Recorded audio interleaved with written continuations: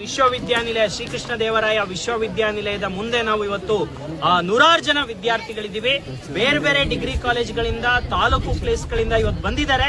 ಯಾಕೆ ಅಂತ ಹೇಳಿದ್ರೆ ಇವತ್ತು ಬರಗಾಲ ಅಂತ ಸಮಯದಲ್ಲಿ ಇವತ್ತು ವಿಶ್ವವಿದ್ಯಾನಿಲಯ 100% ಫೀಸ್ ಹೈಕ್ ಮಾಡಿದ್ರು. ಅಂದ್ರೆ 1100 ರೂಪಾಯಿ ಪ್ರವೇಶಾತಿ ಶುಲ್ಕವನ್ನ 2200 ರೂಪಾಯಿ ಮಾಡಿದ್ರು. ಅಷ್ಟೇ ಒಟ್ಟಾರೆ 1300 ರೂಪಾಯಿ ಜಾಸ್ತಿ ಮಾಡಿದ್ರು. ಇದು ಕಡಿಮೆ ಆಗ್ಬೇಕು. ಇವತ್ತು ಬಡವ್ರ ಮಕ್ಕಳು, ರೈತರ ಮಕ್ಕಳು, ಕಾರ್ಮಿಕರ ಮಕ್ಕಳು ನಾವು ಓದ್ತಾ ಇದೀವಿ.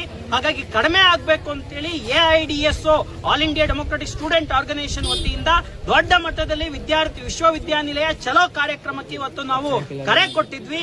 100 ಜನ ವಿದ್ಯಾರ್ಥಿಗಳು ಬಂದು ಹೋರಾಟ ಮಾಡಿದ್ವಿ.